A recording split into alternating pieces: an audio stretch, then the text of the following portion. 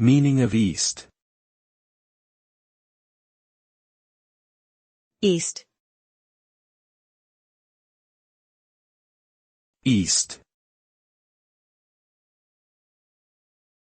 East.